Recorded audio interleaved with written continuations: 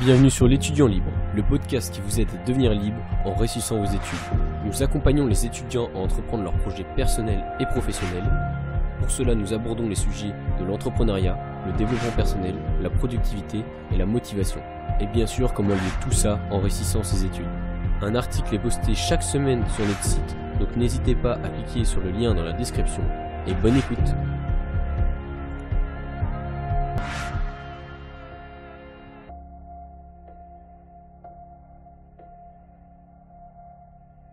Salut et bienvenue sur le podcast de la semaine. Donc comme tu as dû le voir dans le titre de la vidéo, on va voir cette semaine comment avoir de meilleurs résultats à l'école grâce à des méthodes qui ont été prouvées scientifiquement. Mais avant de te montrer ces méthodes-là, j'ai envie de te poser une question. Est-ce que tu aimes réviser? Est-ce que tu aimes sincèrement passer du temps à réviser, à relire tes notes, à relire les feuilles que tu as préparées pour tes révisions ou à relire le cours que le prof t'a donné?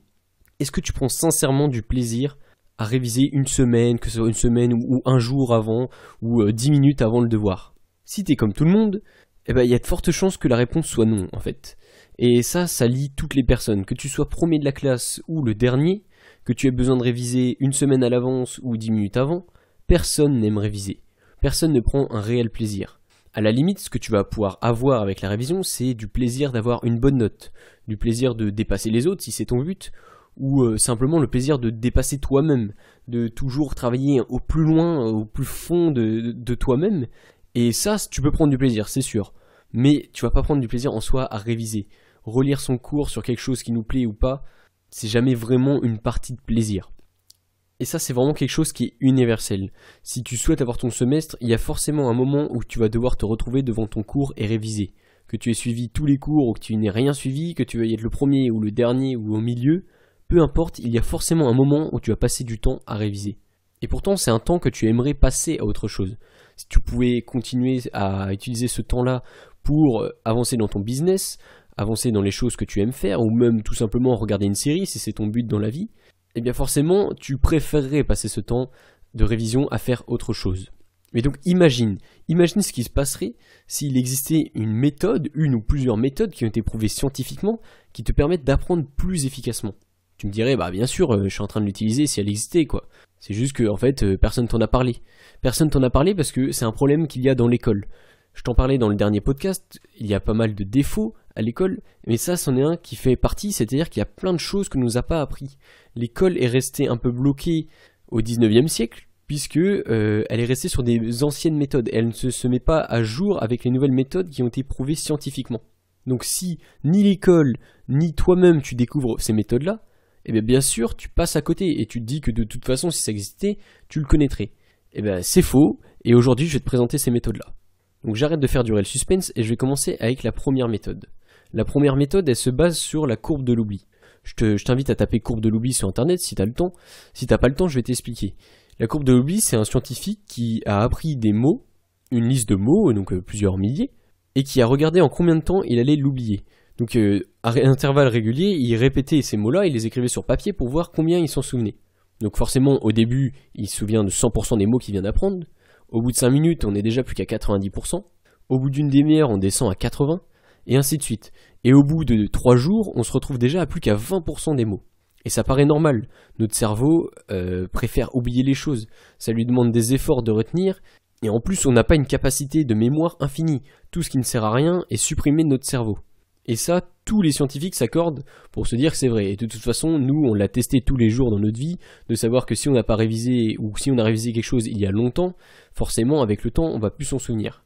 Je te le citais dans le dernier podcast, mais essaie de te souvenir de tes cours de français et de tout ce que tu as, même juste les livres que tu as lus et de tous les textes que tu as dû apprendre. Je suis sûr que tu peux même pas citer la moitié. Sauf si actuellement, bien sûr, tu es en première et que tu as actuellement tes cours de français. Et donc cette courbe de l'oubli, elle a été prouvée.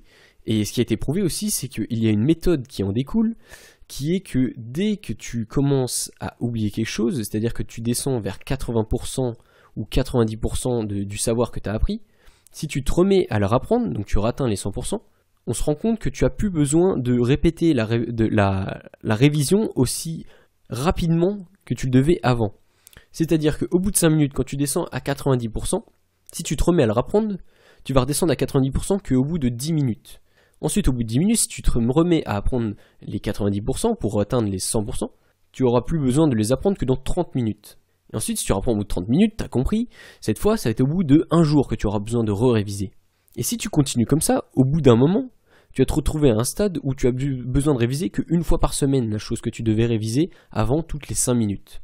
Et ça, c'est une très bonne technique pour apprendre les choses sur le long terme. Bien sûr, tu peux mettre la technique du flemmard qui va être d'aller devant son devoir, de relire vite fait le cours et de mettre la chose dans sa mémoire à court terme, c'est-à-dire que dans les 5 minutes qui restent avant que ça descende trop bas, oui, tu peux utiliser cette technique-là et juste apprendre juste avant de rentrer. Mais si ton but c'est vraiment de connaître quelque chose sur le long terme, c'est-à-dire sur tout le long de ta vie ou tout le long de tes études, alors il est très intéressant d'utiliser cette technique. Bien sûr, le problème c'est que tu ne peux pas prédire à l'avance. Tu ne peux pas prédire à l'avance quand est-ce que tu vas oublier les choses. Ça se trouve, tu vas les oublier dans 5 minutes si tu suis la courbe de l'oubli, mais on ne sait pas, en fonction des personnes, c'est différent. Et surtout en fonction des informations. Si c'est quelque chose de simple à apprendre, tu vas beaucoup moins avoir de chances de l'oublier que si c'est quelque chose de très compliqué. Donc imagine s'il existait une application qui, par exemple, pourrait prédire le moment où tu commences à oublier les choses. Et bien sûr, si je t'en parle, c'est que ça existe en fait. C'est une application qui s'appelle Ankydroid et qui a pour but de te faire travailler avec des flashcards, ils appellent ça, c'est-à-dire que tu vas remplir tes cartes. Donc c'est des cartes imaginaires bien sûr que tu vas faire numériquement. C'est une carte avec, d'un côté tu vas écrire la question que tu veux te poser pour réviser, et de l'autre côté tu vas écrire la réponse que tu veux avoir. Et donc l'application va t'envoyer des notifications pour te dire à quel moment tu vas commencer à oublier les choses. Donc au début forcément tu remplis la carte, il va te faire réviser directement pour être sûr que tu la retiens bien. Là tu as 3 manières de dire comment tu t'en souviens. Si tu dis à l'application que c'était facile, alors il va te faire une répétition plus tardive, peut-être le lendemain ou peut-être dans l'heure qui suit. Si tu dis que tu as eu du mal à retenir la chose, à ressortir l'information, que tu as pris 5 minutes par exemple pour retrouver l'information qui se retrouvait derrière la carte, alors là il va te la faire réviser dans les minutes qui suivent. Et si tu dis que tu n'as pas trouvé la réponse ou que tu as mis vraiment beaucoup trop de temps, alors là il va te le faire répéter immédiatement. Ça peut paraître très bizarre de répéter immédiatement la chose, mais c'est comme ça que ça rentre et que ça rentre dans la courbe de l'oubli surtout. En fait, cette méthode, ça utilise un peu, comme on pourrait dire, la phrase qui dit « on n'oublie pas à faire du vélo ». On n'oublie pas de faire du vélo. Comment faire du vélo? Et bien là, c'est un peu la même manière. Quand tu as commencé à faire du vélo, tu as débuté à faire du vélo sans les roues. Au début, c'était compliqué. Et à force d'en faire, tu t'es souvenu comment ça marchait, tu as appris de l'expérience et tu te souvenais à chaque fois comment ça marchait. Et maintenant, tu as tellement répété l'action de faire du vélo que dès que tu reprends un vélo, tu sais t'en servir. Et bien là, c'est la même chose. Avec cette application-là, donc je te rappelle, Ankydroid, A-N-K-I-D-R-O-I-D, je pense qu'il y a l'équivalent, peut-être qu'Ankydroid est pareil sur Play Store, ou en tout cas il y a un équivalent, j'irai voir si je trouve, je te le mettrai dans la description.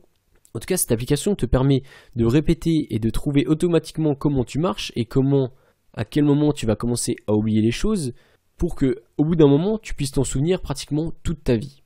De la même manière, si tu es intéressé par cette chose d'apprendre avec la manière de la répétition espacée, et que ton but c'est d'apprendre une langue, par exemple de t'améliorer en anglais ou en espagnol ou peu importe la langue, tu peux utiliser des applications qui utilisent la répétition espacée, comme des applications comme Duolingo ou Mosalingua. Moi j'ai principalement utilisé Duolingo, c'est une application qui est gratuite et ça marche vraiment quoi.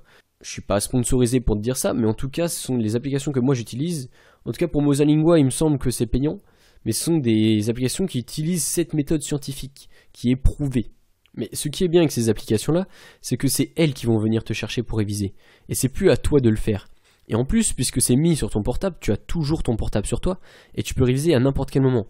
Si tu es du genre à marcher dans la rue et à regarder ton portable, tu peux réviser en marchant.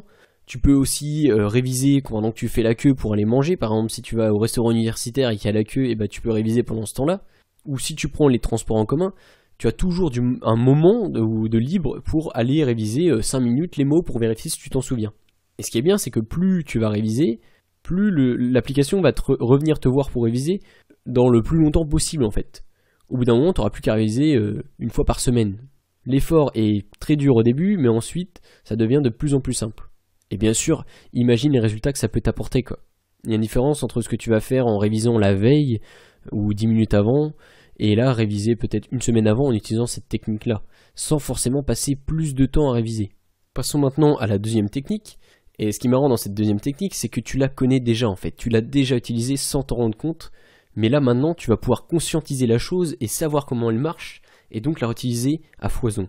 Cette technique, c'est la technique qu'on appelle mnémotechnique. Donc tu en as déjà entendu parler, et surtout si je te dis la phrase « mais où est donc Ornicard ?» tu l'as déjà entendu quand tu étais en primaire. Et là je peux même te poser la question, mais ça sert à quoi cette suite de mots? À quoi elle sert? À quoi ça correspond? Quel est ce groupe de mots? Tu te souviens déjà de la phrase, mais tu te souviens même plus à quoi ça sert. En tout cas, moi, c'est ce qui est arrivé. Et pour écrire ce podcast-là, j'ai dû aller rechercher ce que c'était. Donc si tu te poses la question, c'est les conjonctions de coordination. En tout cas, une chose est sûre, tu as déjà entendu cette phrase et tu la connais. En fait, ce que ça utilise, la mnémotechnie, c'est qu'en fait, le but est d'arranger les choses pour qu'elles soient plus faciles à retrouver. Si je peux prendre un exemple, imagine que tu prends ton appart, que tu le mettes en bazar, que tu mettes tout dans un coin. Si tu cherches quelque chose en particulier, tu vas avoir plus de mal à le retrouver, même si tu sais qu'il est là, que si tout est rangé dans les placards. Ça dépend des gens bien sûr, mais si tout est rangé dans les placards, et bien là tu vas savoir que dans telle armoire, tu vas pouvoir retrouver tel objet. Et bien là c'est un peu la même chose. Tu vas prendre les mots que tu as besoin d'apprendre, et tu vas les ranger dans un sens, pour que ça donne un peu une histoire, pour que tu puisses les retrouver. Tu puisses les retrouver dans ton histoire, les mots qui t'intéressent, et à la suite que tu veux. Si on utilise la mnémotechnique et qu'on l'applique à un autre domaine de notre cerveau, si par exemple je te dis chien, si je te dis le mot chien, qu'est-ce que ça te fait penser? Est-ce que tu penses aux 5 lettres que compose le mot chien, ou est-ce que tu t'imagines un chien dans ta tête? Moi je connais déjà la réponse, je sais que tu t'es imaginé un chien, et je suis même sûr que tu peux me dire la couleur de ce chien. Et ça, c'est une autre capacité de notre cerveau qui a beaucoup plus de capacité pour imaginer les choses, pour voir des images, plutôt que pour retenir des mots. Parce que les mots, c'est un peu plus abstrait, c'est un peu plus compliqué, et c'est venu beaucoup plus tard dans la vie de l'humain. Dans un premier temps, l'humain a juste eu les images en tête. Il en a ensuite donné des mots, mais toi, tu retiens plus facilement des images plutôt que des mots. Donc ce que tu peux faire pour apprendre tes cours, la méthode qui est la plus efficace, c'est que si tu as une définition à apprendre, ou un paragraphe entier, ou peu importe ce que tu as à apprendre, tu peux prendre les mots-clés les plus importants, ou les mots-clés qui vont te rappeler la phrase qu'il y avait.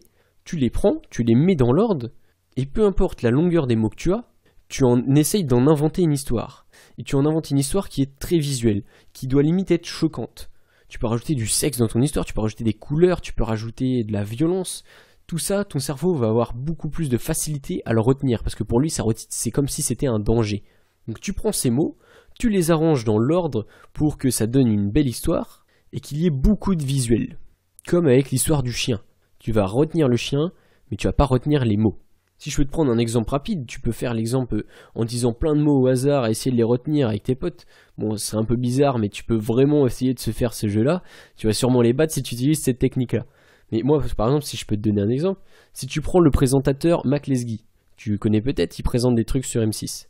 Comment tu pourrais faire pour retenir facilement son prénom avec la mnémotechnique et avec l'image que tu as dans ta tête? Moi, ce que j'ai trouvé comme exemple, c'est que il y a le mot Mac, donc tu peux penser à un Big Mac de chez McDo, donc tu t'imagines un Big Mac, et l'esguy, tu peux te rendre compte que ça ressemble à l'esquis. Et donc si tu t'imagines un Big Mac avec des skis, en train de skier, et ben tu vas tout de suite retrouver le nom Mac Lesguy.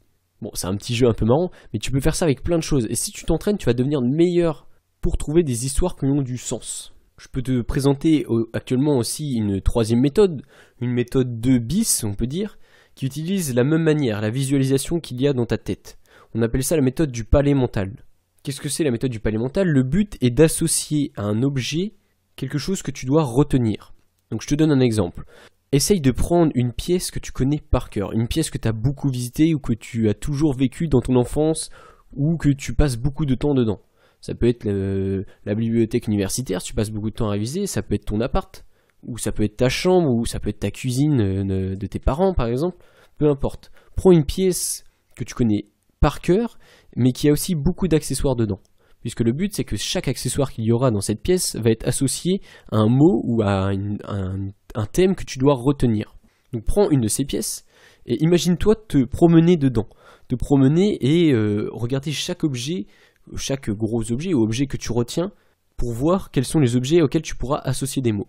Le but ensuite, c'est de réutiliser la même technique qu'on vient d'utiliser, c'est-à-dire en se montrant des images dans la tête, et en associant par exemple, si c'est dans ta cuisine ou dans ton appartement, ton micro-ondes avec une définition que tu as appris en cours, ou juste un mot de la définition. Et ensuite tu continues ta promenade dans ta pièce, ensuite tu vas dire que cette fois le four est la suite de la définition avec un autre mot, Ensuite, le radiateur va pouvoir être encore une autre définition, ton PC va pouvoir être encore un autre mot de la définition, et tu continues comme ça. Et si tu associes à chaque objet de ta pièce un mot que tu arrives à retenir, tu vas pouvoir, avec le temps, en te promenant dans la pièce que tu connais par cœur, apprendre facilement une définition ou même un cours comme avec la technique que je t'expliquais tout à l'heure. Si tu prends les mots-clés d'un cours que tu vas apprendre, juste tu retiens les mots-clés, tu les mets à la suite dans le chemin avec chaque objet de ta pièce, et ainsi de suite, tu pourras réussir à retrouver ce que tu avais à apprendre. Cette méthode est très efficace, puisque même moi encore, je me souviens que mes objets sont associés à certaines définitions, que ça fait très longtemps que j'en ai plus besoin, que c'est des cours que j'ai arrêté d'avoir, mais juste je me souviens encore que cette définition est écrite dans ma tête, puisque l'image est tellement forte qu'elle est restée gravée. De plus, si tu combines les deux méthodes, c'est-à-dire que tu vas dans ta pièce et tu te promènes de temps en temps avec la répétition espacée, au bout d'un moment, ça va vraiment rester gravé pratiquement à vie dans ta tête. Et comme je te le disais tout à l'heure, essaye de trouver des images qui soient un peu choc. Par exemple, le Big Mac qui fait des skis, c'est très marrant. Si par exemple tu as des images de violence ou des images avec des couleurs vives, plus c'est choc, plus ton cerveau va les retenir. Donc voilà, c'est tout ce que j'avais à te présenter pour ces méthodes. Il en existe encore plein d'autres qui sont prouvées aussi scientifiquement, mais ça c'est celles que moi j'utilise personnellement et qui ont fait leurs preuves, puisque ça me permet de réviser au minimum avec ces techniques-là en passant le moins de temps possible. Donc ce que tu peux faire, c'est que tu peux choisir une des trois méthodes, celle que tu préfères, ou tu peux tout simplement les combiner entre elles. En tout cas, tout ce que je sais, c'est qu'elles sont toutes les trois très efficaces. Si, par exemple, tu as beaucoup de mal à t'imaginer les choses ou à retenir les choses de manière visuelle, tu peux utiliser la méthode de la courbe de l'oubli avec la répétition espacée en utilisant Ankydroid. Moi, c'est personnellement la méthode que je préfère puisque elle met en œuvre mon portable et la technologie, donc je suis tout le temps connecté sur mon portable, donc forcément je peux réviser à n'importe quel moment. Mais si pour ta part tu préfères tout ce qui est visuel, alors la méthode du palais mental sera aussi très efficace pour toi. En tout cas, tout ce que je t'invite à faire, c'est d'utiliser ces méthodes. Tu peux te donner un défi pendant 30 jours, tu te dis j'utilise une de ces méthodes ou toutes les méthodes en même temps, tu les utilises, tu regardes celle qui marche le mieux pour toi, tu regardes s'il y a des résultats qui augmentent dans tes révisions, si ça change quelque chose. Si tu te rends compte que ça marche pas, alors libre à toi d'arrêter. Libre à toi de ne pas te forcer. Mais si tu te rends compte que ça marche réellement pour toi, que c'est vraiment des choses qui fonctionnent, alors tu n'auras plus qu'à les adopter et de manière générale, tu ne reviendras plus en arrière, puisque si ça marche vraiment, tu n'auras pas envie de réviser comme tu faisais avant en passant des heures à simplement relire sans vraiment savoir ce que tu fais. C'est tout ce que j'avais à dire pour ce podcast. À la semaine prochaine. On arrive maintenant à la fin de ce podcast. Si il vous a plu, vous pouvez vous abonner ou le noter en mettant de préférence 5 étoiles sur n'importe quelle plateforme de podcast. Si vous souhaitez continuer à nous suivre, vous pouvez nous suivre sur nos réseaux sociaux comme Instagram ou Facebook ou rejoindre notre newsletter afin de recevoir un mail par semaine qui vous informe des nouvelles sorties de l'étudiant libre. Sinon, vous pouvez tout simplement aller écouter d'autres podcasts ou lire nos articles qui se trouvent sur notre site et je vous invite à revenir si cela vous a plu. À la prochaine!